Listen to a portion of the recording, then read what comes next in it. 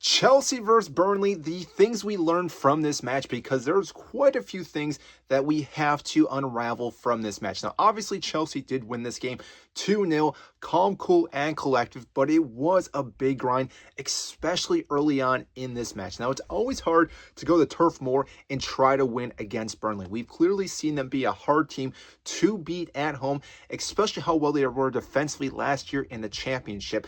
That all being said, though, Chelsea came out with a unique squad because of international break, because of some injuries, but I do believe Enzo Maresca got the best out of these players, and in today's video, we are going to dive into all that. Now, first thing we want to talk about is the formation / the player selection, because obviously with the international break, we saw plenty of players traveling. We saw a few people pick up some new injuries, such as Cole Palmer stubbing his toe and breaking and fracturing his foot. But that being said, the players that we came out with today was a very good squad. I do believe Tosin and Chalba played very, very well. We did see Reece James play in the first half. Granted, yes, he did pick up possibly an injury, came off at half, but we did see Badiashile come on for him.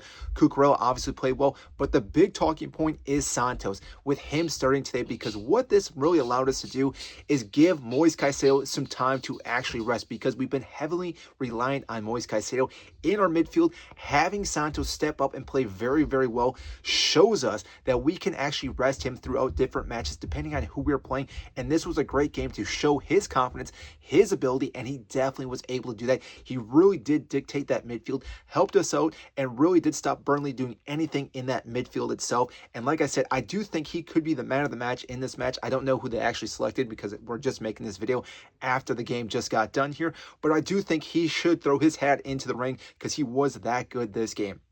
Now, that being said, we did also see Liam Delap as our starting striker today.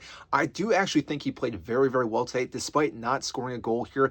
Yes, again, he did have a few opportunities, but the big talking point, what he did bring to the table, especially against Burnley, who were playing very good defensively-wise, was his hold-up of play. We definitely saw us playing the ball to him. He was able to hold the ball onto and then pass the ball to, whether it was Enzo Fernandez, whether it was Pedro Neto, and then João Pedro. And like I said, because of this, it really did unlock the defense of Burnley. And like I said, it's because of him that we were able to do multiple different styles of passing to, again, break their lines and, again, get opportunities inside the box. And like I said, I think overall he did play very well this game, despite not scoring a goal.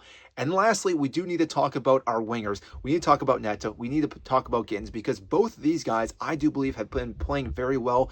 And yes, I understand Garnacho has been playing well for us. We did not see him in today's match, again, just because of international break with all the travel.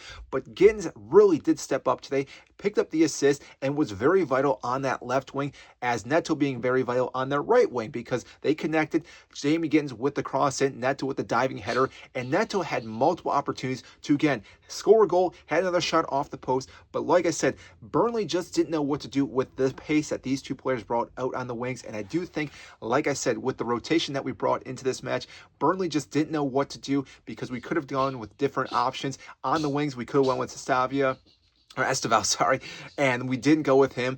And like I said, this is one of those difficult things that really Chelsea have that caliber of bringing multiple players on, switching tactics, switching roles of how players should play, and it makes it very difficult for teams to defend against us. Obviously, a big win for Chelsea against Burnley. This now gives them 3 points, taking 3 points away, or 3 points off of Arsenal, and therefore, again, we're that much closer to being in first. I do believe we are in a title race, even though it's very early in the season. Arsenal still play later today, so again, it could be 6 points after their match against Tottenham. But that all being said, the fact that Chelsea are this close to Arsenal, again, we're 12 matches into the season, is showing us that we are a caliber team that can go toe-to-toe with Arsenal, with Manchester City, with Liverpool, all the teams that have recently been very close to lifting the trophy or have won the trophy. Chelsea can be that team this year. Overall, this is a big match for us. We now go on to play Barcelona in the Champions League. I do think, again, that'll be a big testament for this team, but I do think we can go out and win that game. So, if you enjoyed this video, make sure to hit the like button, subscribe down below. I greatly appreciate it, and I will see you in the next